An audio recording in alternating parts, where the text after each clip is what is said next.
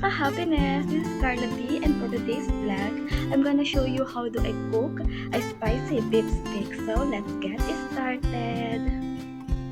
Pag mainit na ang kaldero, ilagay na ang mantika. Konti lang ako magmantika dahil hindi naman maganda sa katawan ng mantika. At ang baka naman ay mamantika. So kahit na konti lang ilagay ng mantika is okay lang.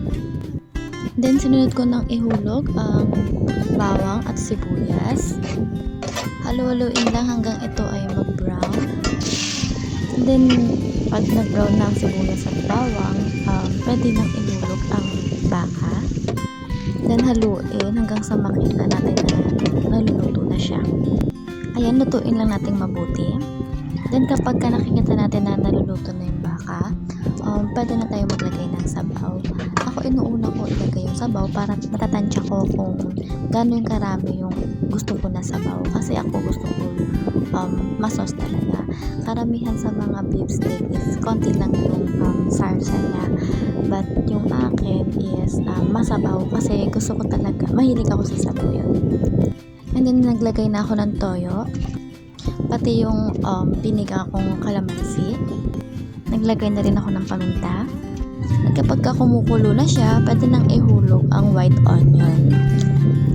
And then ihuhulog ko na rin yung sili. Ayan, pakuluin lang hanggang sa maluto na siya.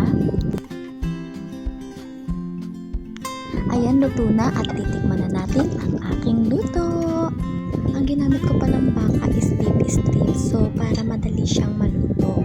Dahil kapag ang ginamit mo ay yung baka na malalaki talaga yung hiwa, is matagal siyang maluto. Ako, gusto ko mabilisan na ako magluto.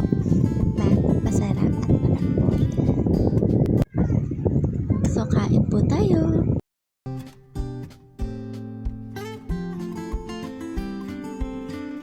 Ayan, at syempre kasama natin ang aking fiancé sa pagkain. Thank you for watching!